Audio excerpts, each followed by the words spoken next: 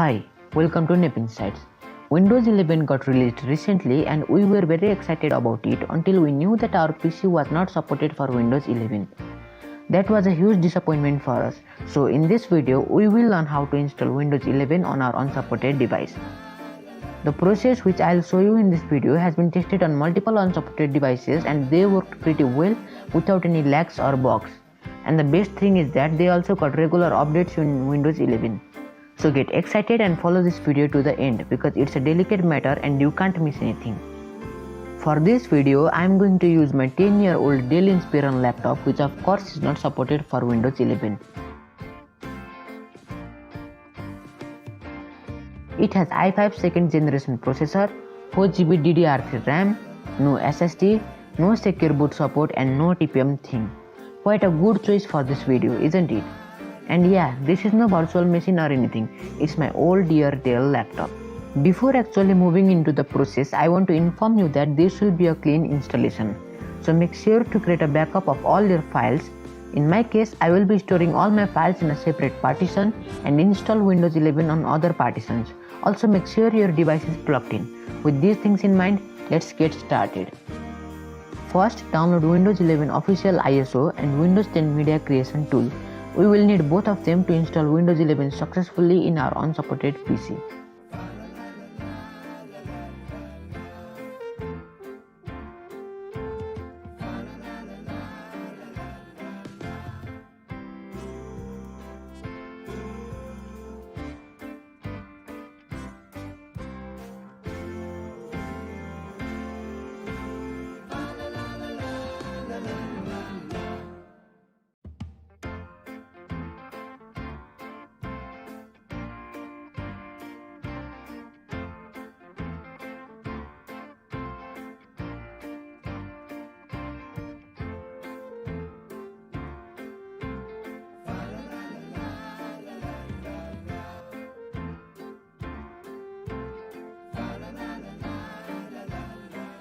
After download is complete, insert your USB drive and format it.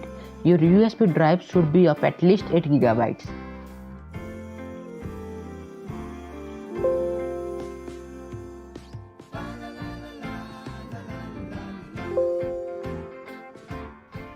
Now go to the folder where you downloaded files and run the media creation tool.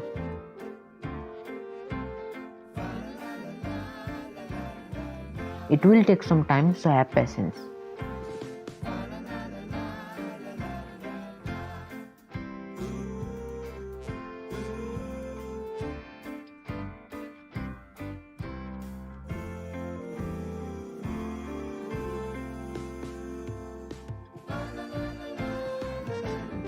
Untick recommended options and select Windows 10 and 64-bit.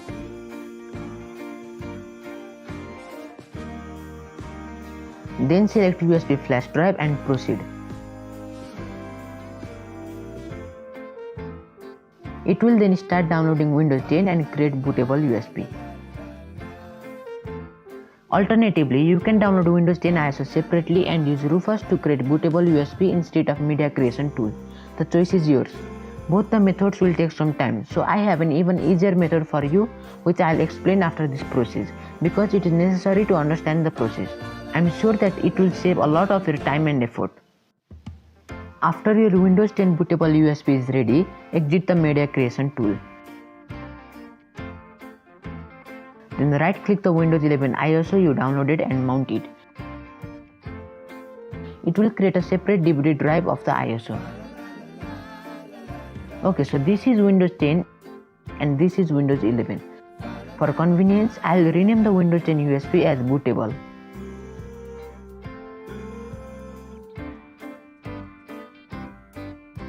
Open Windows 11 ISO drive and Windows 10 bootable USB drive side by side.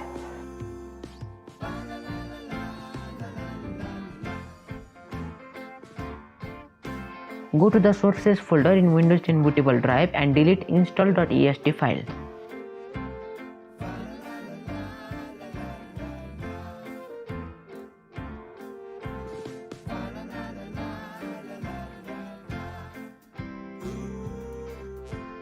Now go to the sources folder in Windows 11 DVD drive.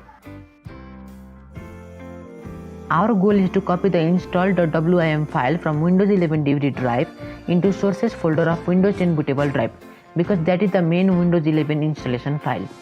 But we can't copy it because the file is larger than 4 GB and our Windows 10 bootable drive cannot store file that large due to FAT32 file system. To fix this, we will have to download a tool named wimlib.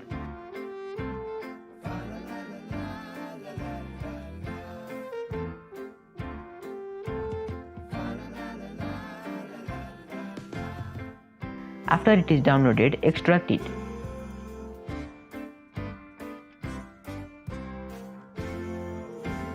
Go inside wimlib folder and copy the folder path.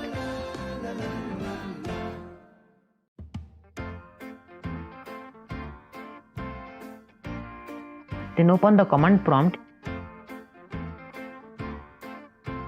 and type cd space and paste the folder path and hit enter. After that, copy commands from the description and paste in command prompt.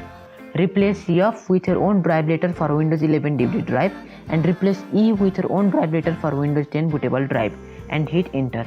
It will then start splitting the install.wim file in Windows 11 drive and paste in Windows 10 bootable drive. Note that you can avoid all this by following the other easier method, which I am going to explain in a bit. After the splitting process is complete, you can see 2 installed files in Windows 10 bootable drive. With this, our bootable USB is all ready and the only thing remaining is installing Windows 11 with this bootable USB. But before that, I'd like to tell you about the easier process which I mentioned earlier. So for that, I have created a ready-made Windows 11 ISO file with the same process and you won't have to do anything. Just download it with a link in the description and use Rufus or similar tools to make bootable USB with it. Then you are good to go for installation process. I won't be showing you that process in this video, but if you don't know how to create bootable USB with Rufus, there are tons of tutorials for that in YouTube. Okay, so after we are done with creating Windows 11 bootable USB, make sure that bootable USB is inserted into your PC and then restart it. You will need to boot from USB with the help of boot keys. Different PCs have different boot keys, so you might need to Google boot keys for your device if you are not sure. In my case, I will press F12 to enter boot options and then choose to boot from USB.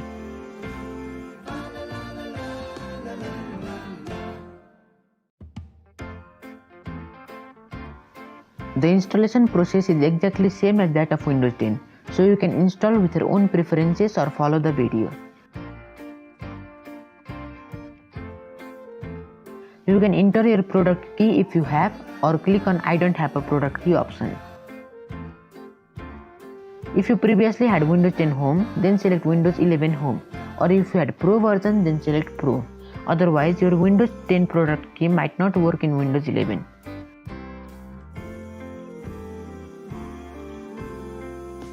Accept the license terms and proceed. Go for custom installation. Here is a list of all my drives and partitions. Drive 0 partition 3 is my backup partition, so I won't be interfering with it, and I will delete all the remaining other partitions. You can delete all the partitions if you don't have any backups.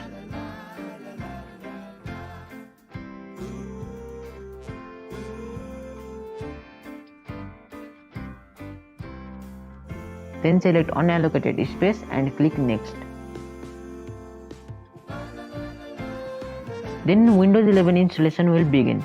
Make sure your device is still plugged in and don't interfere with the process at all. It might restart several times and hopefully Windows 11 will load.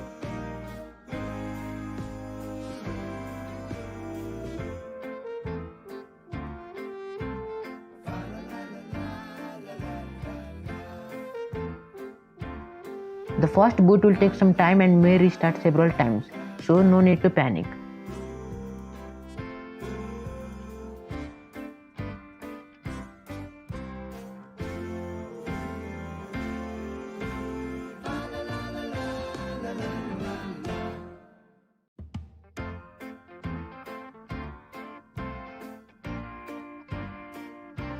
After installation is complete, just proceed with your preferred settings or you can follow the video. If you connect to the internet now, it will ask you to do some extra steps in this setup, including updates and adding a Microsoft account, which might take some time. So if you want to avoid them, skip for now and you can connect to the internet later on.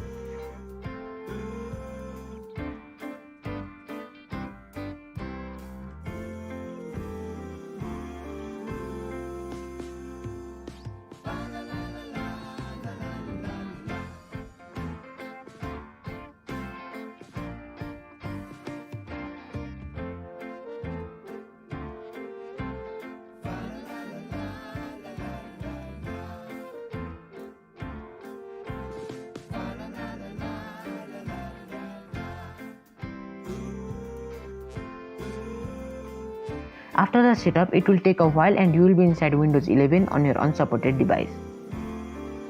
Okay, so after you install Windows 11 on your unsupported device, the first thing you should do is to get the official updates.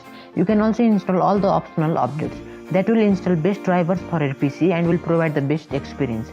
Then after that, restart your PC.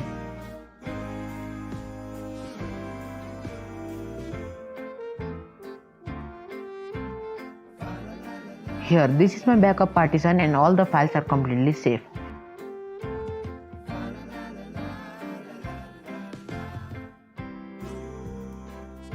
I'd like to show you that this is still the same 10-year-old Dell Inspiron with i5 2nd gen processor, and I'm in no way trying to fool you. I installed some apps and used it for some time and there weren't any lags or any kinds of errors. In fact, it felt even faster and smoother. So with this, I'd like to conclude that Windows 11 is successfully installed in an unsupported device and all the features and updates are working perfectly fine. So that's it for this video. We really hope you liked it and we would really appreciate your support. Thank you and have a nice day.